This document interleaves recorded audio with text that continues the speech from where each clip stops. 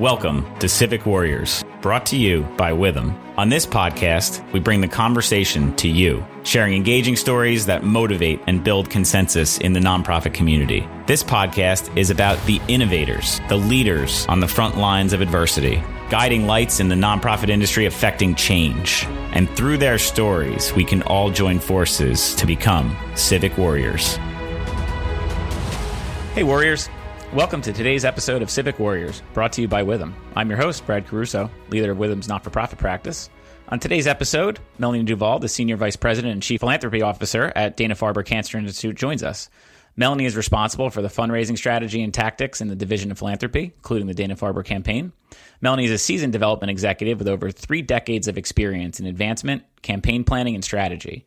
Melanie has a passion for philanthropy and the possibilities that philanthropic resources enable mission-driven organizations to achieve, and is a true civic warrior, helping various organizations raise millions for the cause. Dana-Farber Cancer Institute is a 501c3 not-for-profit organization, has been committed to reducing the burden of cancer for adults and children through scientific inquiry, clinical care, education, community engagement, and advocacy. Dana-Farber is dedicated to a unique and equal balance between cancer research and care, translating the results of discovery into new treatments for patients locally and around the world. The Jimmy Fund is iconic in the New England and Boston area. The Jimmy Fund was established in Boston in 1948, is comprised of community-based fundraising events and other programs that solely and directly benefit Dana-Farber Cancer Institute's life-saving mission to provide compassionate patient care and groundbreaking cancer research for children and adults. The generosity of millions of people in Boston and around the world has helped the Jimmy Fund save countless lives and reduce the burden of cancer for patients and families worldwide. With all that said, Melanie, welcome to the show. Thank you. I'm really delighted to be here, and I'm very excited to talk a little bit about Dana-Farber and the Jimmy Fund. So appreciate the opportunity, Brad. Awesome.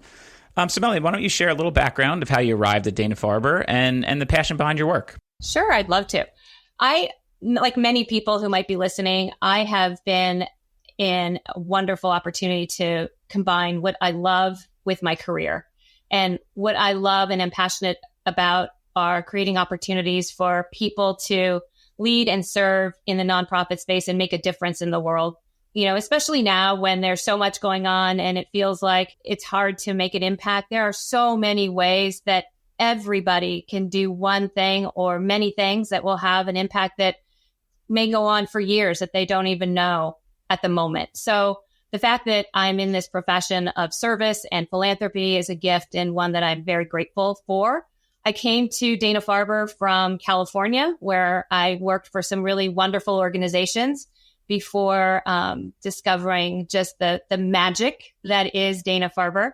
And I was introduced to the opportunity and had a great experience with our CEO, Dr. Lori Glimsher, who shared with me her vision for growth and service and excellence as she started her tenure as CEO and president. And I was really inspired by how she presented the opportunity and where I thought philanthropy could really move her agenda forward in a meaningful way. So I came back to California and asked my husband what he thought about moving to Boston. And here we are. How was that transition? Is that an easy transition or a difficult transition? We made the best of it. We weren't expecting a pandemic, but there were some really wonderful experiences along the way, and some of my fun memories of those early division meetings where I would speak with the team. Were talking about all the new weather terms that I was learning, wintry mix, and pick and some of those things, which in California, sunny and 78 was pretty much the extent of my weather terms. Yeah, we have an office in Southern California, and I never want to talk to them about the weather and how outside is for them. And if I ever get the opportunity to go to an office, that's the first office that I pick, because it's a different weather mix than over here on the East Coast. For sure. But I really appreciate the Four Seasons, which is, a special part of New England and Boston, as you know. Without question. And certainly, you came to a great organization that's doing so much good for the world. So, getting into it, one of the things that we want to talk a little bit about today is the Jimmy Fund. And I was wondering if maybe you can share a little more information of the activities of the Jimmy Fund and a little bit of the history behind it. Because I think it's, it'd be great to hear a little more about how it started and how those funds go to benefit Dana-Farber. Sure. I think, again, one of the things that is so special about Dana-Farber is the Jimmy Fund. And it's unlike anything anywhere else. And, his story and the story of the Jimmy Fund, began in 1948 when Dr. Sidney Farber had a 12-year-old lymphoma patient whose name was Einar Gustafsson, and he was the original Jimmy. He was an inspiration to hundreds and thousands of people, particularly in Boston. But as the Jimmy Fund has endured now across the country and around the world.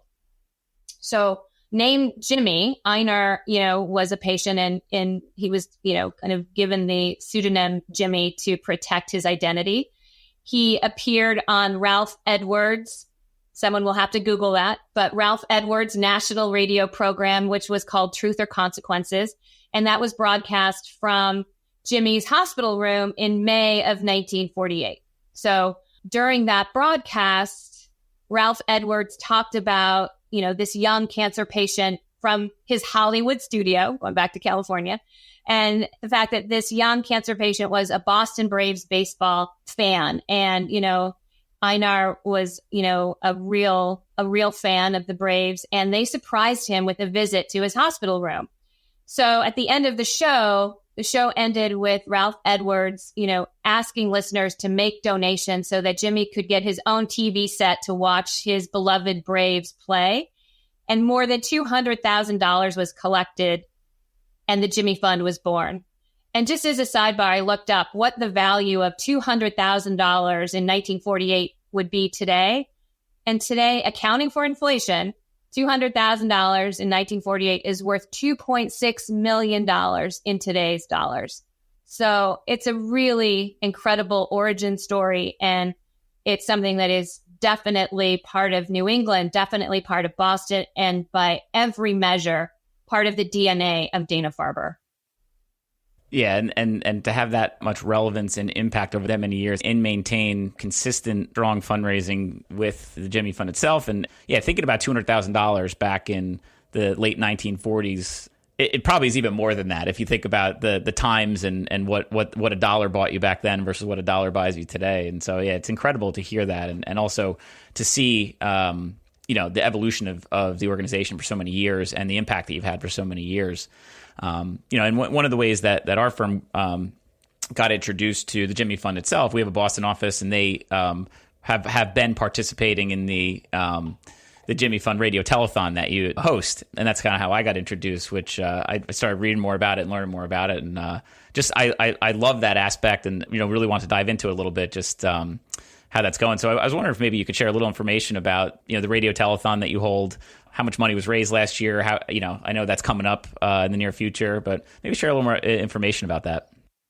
Yeah, I'd be happy to. And as I talk about the Jimmy Fund and the radio telethon, I can't talk about the radio telethon without acknowledging the role that Larry Lucchino had in coming up with the idea, with supporting the idea, with his partnership as a champion and advocate for Dana-Farber as a leader in the Red Sox and baseball community. And, it was really under his watchful eye that, the radio telethon, has evolved to what it is today in partnership with WEEI and NESN and the Boston Red Sox. So again, I just want to acknowledge and have that appreciation for Larry Lucchino, who we lost earlier this year. The radio telethon is a signature event for us. It is so fun, I have to say. Like walking around and hearing everybody taking calls and listening to all the amazing stories that, people come to share from across the country. Our doctors love to, participate. Our scientists are, telling, the community about the impact of philanthropy in the labs. It is just such a special event. And without WEEI, without NESN, without the Boston Red Sox, and without Arbella Insurance, who has been our presenting sponsor for such a long time, we would not be able to have, such an incredible event. This year is our 22nd annual event. We will air from 6 a.m. through the Red Sox post-game coverage on Tuesday, August 13th, and again on Wednesday, August the 14th. And the radio telethon can be accessed anywhere and everywhere. So by WEEI FM radio and NESN television stations throughout the 2-day broadcast.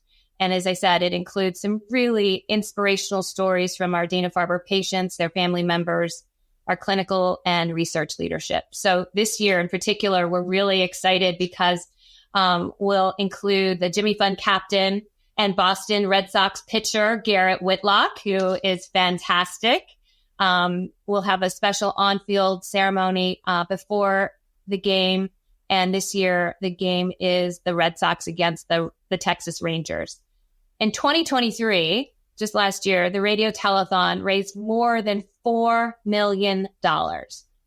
And that philanthropy directly benefits adult and pediatric cancer care and research at Dana-Farber through the Jimmy Fund. So it's just an incredible outpouring of support.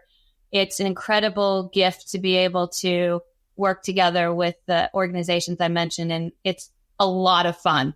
I love it. And I a couple of things that you mentioned there that just, are probably contributing to it.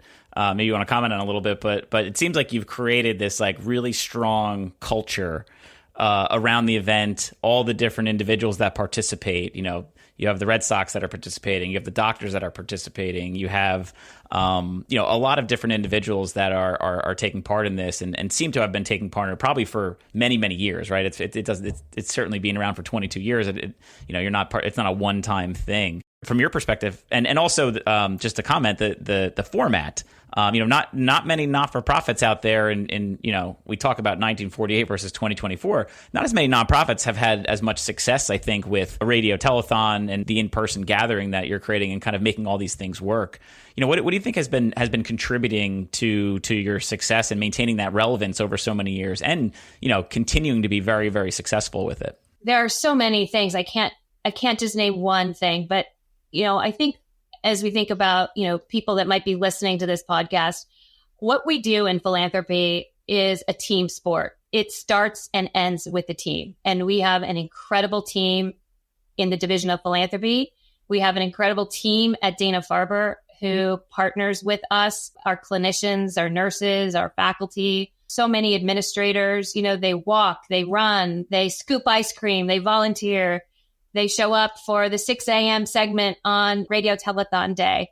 And it's the team that really does make this event and so many of our other events and success in philanthropy possible. So I think that's also an important corollary to the fact that science and, in everything that we're doing to serve our patients and families in the space of cancer prevention, detection, therapy is a team approach as well. So, Dana-Farber is known to be among the best, if not the best, in New England for cancer care and research because we collaborate, because we share the research, because we have open, opportunities to learn from other organizations. And that team approach really, I think, is part of what we do so well.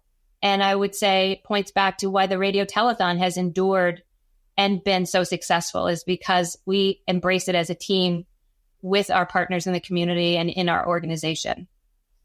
Yeah, that is very well said and very well received, I think, from an audience and folks that are in the community, in the not-for-profit world, and hearing it. I think, the couple things that you can, very clearly glean from that is kind of that connection to the cause, the active participation of members of the organization itself, like really being ingrained in it. I imagine many of them are sports fans as well. And, I think everyone in the Boston area is a Boston Red Sox fan. So I think, that probably adds to the magic of it as well. And it's phenomenal that you've been able to create and maintain that culture. And it goes to show why you're successful.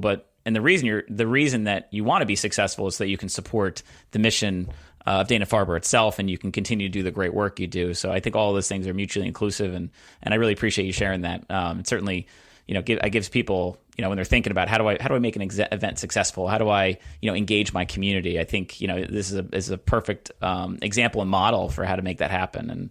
And it's been successful so many years and will continue to be successful probably for eternity. I would love that. And Brett, I think one of the things that's important and in our work and that, is really terrific with the radio telethon is that, that when you support an organization, you want to know what the impact is and how it's, how your participation is making a difference. And who better to hear that from than our doctors, our faculty, our patients. And, it really does, create that connectivity to, yes, Dana-Farber, and also the individuals, the groups, the teams, the patients we serve who are benefiting from the generosity. And people have a lot of choices to, select from when they think about their philanthropy. And we're just so grateful to everyone who has selected Dana-Farber. Without question. It makes it real. The real people that are involved in the day-to-day, whether it's on the care providing side or the care receiving side, kind of just hearing their voice and knowing what they're going through and hearing more about what they're going through. We all want to support it. I think in general, we all want to be there for that. And that certainly helps. The other thing you mentioned in there too is you've had a partnership with the Boston Red Sox, and certainly it's a big part of this radio telethon, and also they're involved not only here but throughout the year and in different events and different activities. How has your partnership with them kind of increased the impact that you've had at Dana-Farber? It's had an impact that's immeasurable, I would say. Again, when we talk about the Boston Red Sox, they have been champions in the fight against cancer with us since 1953. The Boston Red Sox in over 7 decades with the Red Sox Foundation, Red Sox Nation, they've helped raise more than $167 million for Dana-Farber in that time frame. And, the Jimmy Fund and the Red Sox have the most unique, longstanding, and visible relationship between a charity and a sports team in the history of professional sports. It's just amazing. And we are so, so grateful for that relationship and that partnership. I would also say that, again, coming from the West Coast to the East Coast, it's not lost on me that tradition has continued for generations. We've got families that have been, 3 generations now supporting Dana-Farber through the Jimmy Fund with some kind of, commitment and passion for the Red Sox. And dozens of Red Sox legends have dedicated themselves to the Jimmy Fund. Ted Williams, Johnny Pesky, Dom DiMaggio, and, I think our honorary trustee at Dana-Farber, Carl Yastrzemski, Mo Vaughn, Trot Nixon, Tim Wakefield, David Ortiz, like the names just go on, and, Brock Holt. And as I started and opened, when we talked about Radio Telethon, the former chairman of the Jimmy Fund, was Larry Lucchino, as well as, Mike Andrews, who was also a trustee. So, the connectivity is just, so important. And our current trustees, Sam Kennedy and Mike Gordon, continue to honor and help us serve the community and also stay connected to Red Sox Nation and all things that, kind of, again, are part of that long-term relationship with the Jimmy Fund. So I think that the Red Sox support has helped advance Dana-Farber's groundbreaking research and patient care in ways that are transformative. Love it. And thank you to the Boston Red Sox, if you're listening, for all your support. And it's great to hear an organization have such a connection and such a give back attitude that, it's something that we should all strive for in the corporate world, of having that culture and passing, as you said, that culture through generation. I mean, that is not an easy thing to do and maintain, but clearly that's occurred, and I love hearing it. I love hearing your connection as well with them and kind of all the people that are involved. Appreciate you sharing that. I will say that every year a Red Sox player pitches in as the Jimmy Fund captain, so that's a special role that helps build support for adult and pediatric cancer and raises awareness for the Jimmy Fund and various fundraising events. So this year, our 2024 captain is Garrett Whitlock, who's just, a fan favorite and a really amazing pitcher. And he's just been terrific in has been really gracious with his time, and I think is a great, great captain for us this year. So switching gears a little bit and thinking about raising some dollars for Dana-Farber, obviously as a Cancer Institute, as an organization, you're serving a lot of individuals and families, a lot of adults and children. Cancer is a very difficult diagnosis if anyone has a family member affected or if they've ever been personally affected. It's a very difficult diagnosis to receive and certainly requires a community to help care for that. When we talk about Dana-Farber, what are some of the unique aspects from your perspective of how you go about helping children and families as they go through a cancer diagnosis? That's a great question. And this is really the special nature of Dana-Farber. We are equally devoted to both research and patient care. And we excel at both. And a lot of that is made possible because of the philanthropy we've been talking about.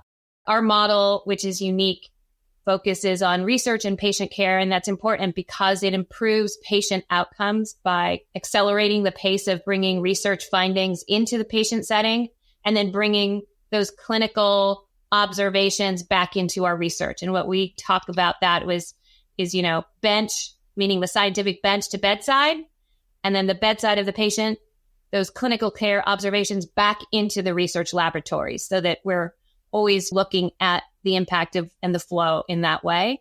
Dana-Farber's teams that are in the clinical space, they devote their careers to providing every single patient with unmatched, what we call high touch wraparound care. And we talk about this at Dana-Farber as total patient care.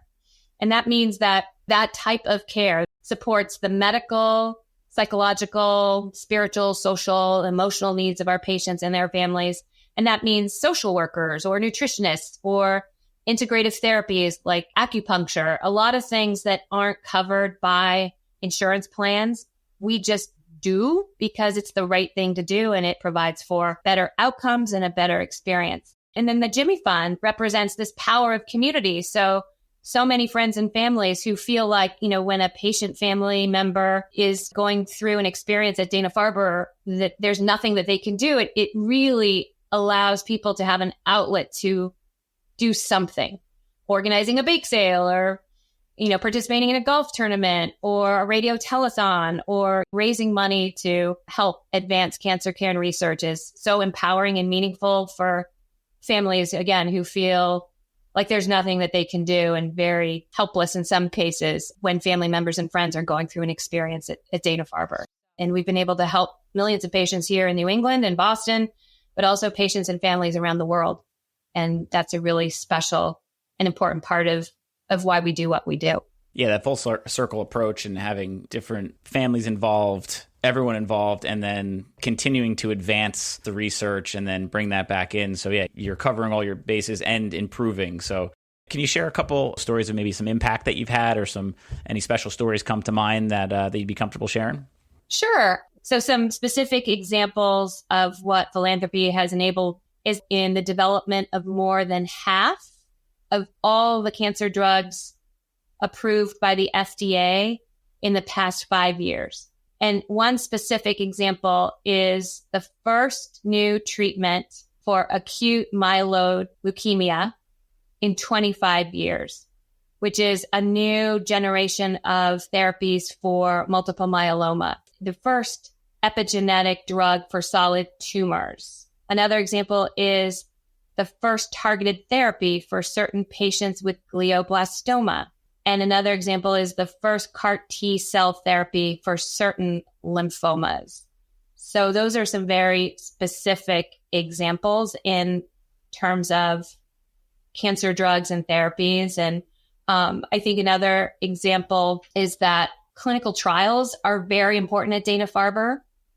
And because of philanthropy, we continue to offer one of the largest cancer clinical trial programs in the country with more than 1,100 active trials. And for reference, this is more than twice the number of clinical trials conducted each year at Mass General Cancer Center, for example. So just that, the number is enormous. I'll just give two other examples. Philanthropy has enabled us to double the size of our cancer care equity program, which means that we can support more patients from medically underserved communities. And we've been able to hire 6 new patient navigators. And those navigators in the last 3 years have helped 600 patients with housing and transportation and facilitate care at Dana-Farber. And then last 2 examples I'll just fly through, which is, philanthropy has enabled us to open 3 new patient care facilities in the past 5 years in Merrimack Valley, Chestnut Hill, and Foxborough. So now we have 8 facilities where we can offer service. And then I think we've received, philanthropy that has enabled us to create 20 new endowed Dana-Farber chairs. And endowed chairs are ways that faculty members and clinical leaders can stay anchored at Dana-Farber, focus on their work, focus in their research. And I think it's a really wonderful way for donors to connect directly with our clinical leaders and our research faculty. And that's another very special impact of philanthropy. So those are a few things that come to mind. And a few big things that have a big impact that show, you're continuing to expand, and all of these philanthropic efforts are continuing to have a positive impact. And a lot of the things you're referring to, endowed funds, FDA approvals, some clinical research, your patient navigators, which I love that idea. I had a guest on about a year ago, Amanda, if you're listening, because I know you listen to this.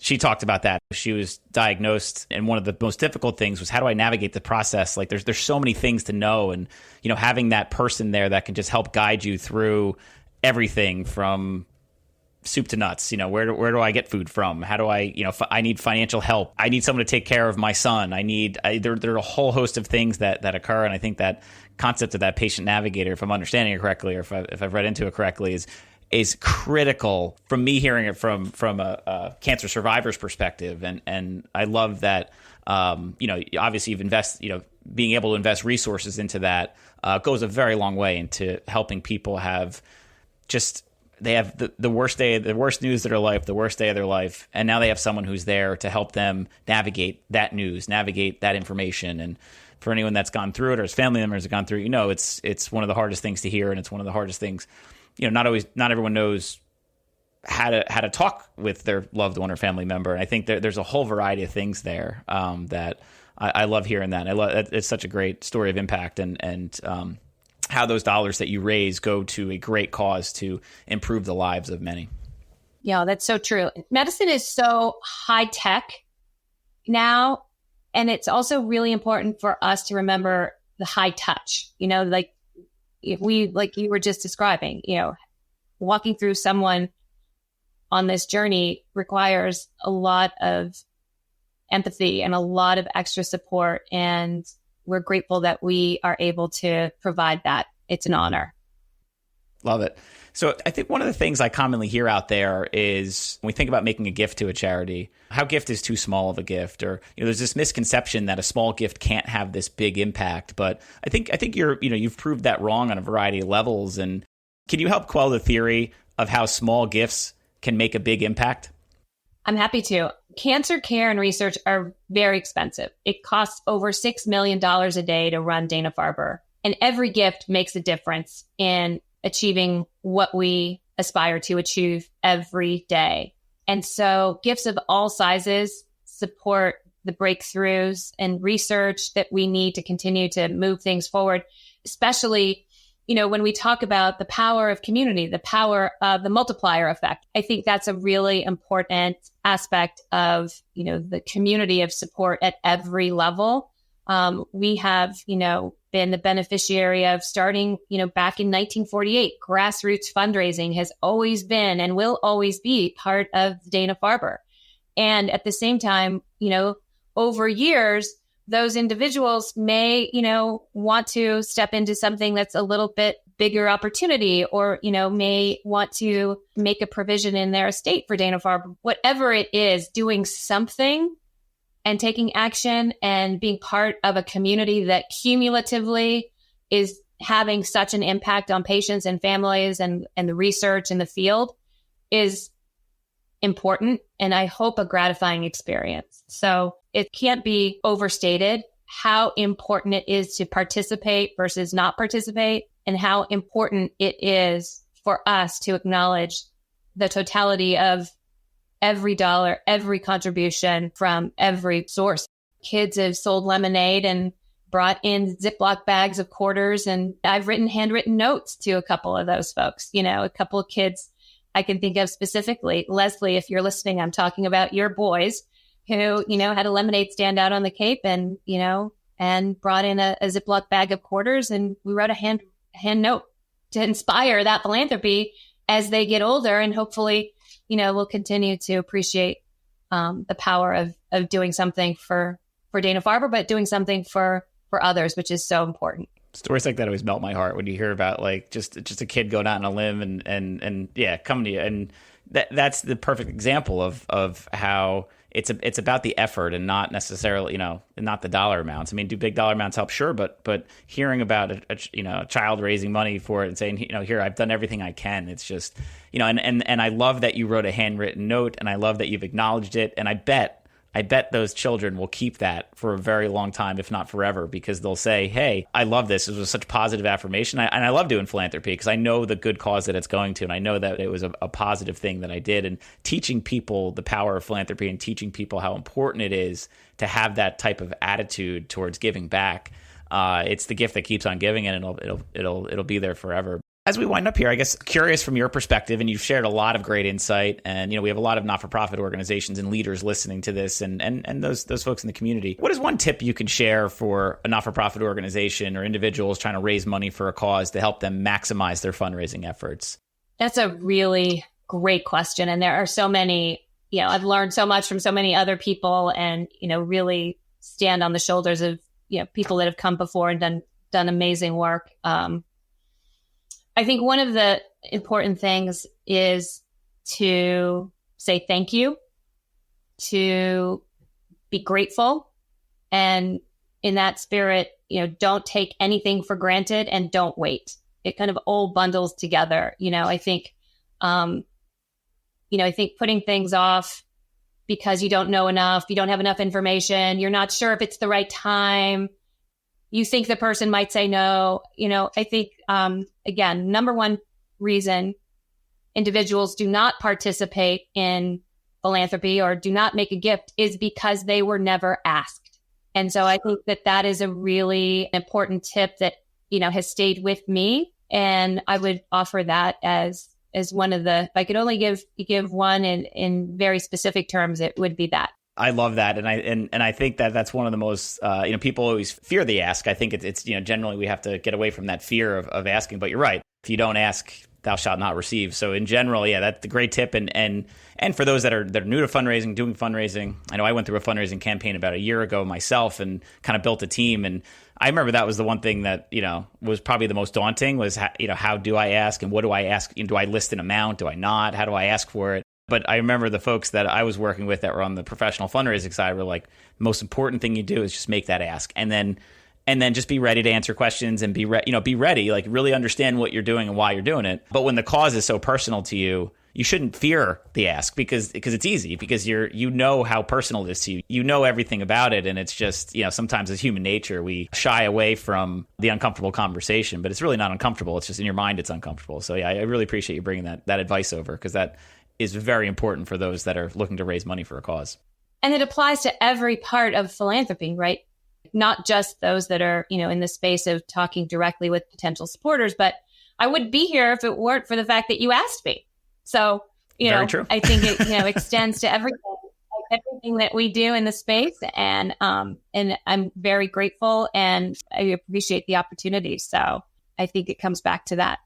Love it. So, Melanie, thank you so much for dedicating your time today, being on the show. I really appreciate you saying yes to join the conversation and have a really just great discussion about Dana-Farber, about the Jimmy Fund, about all the work you're doing, and sharing some tips and things that are going to help maximize that impact. So I really appreciate your time and expertise in this conversation and really look forward to tuning in on August 13th. Thank you so much for the invitation. And Warriors out there, thank you for listening. Subscribe and meet us right back here for another episode of Witham Civic Warriors. Bye, everyone.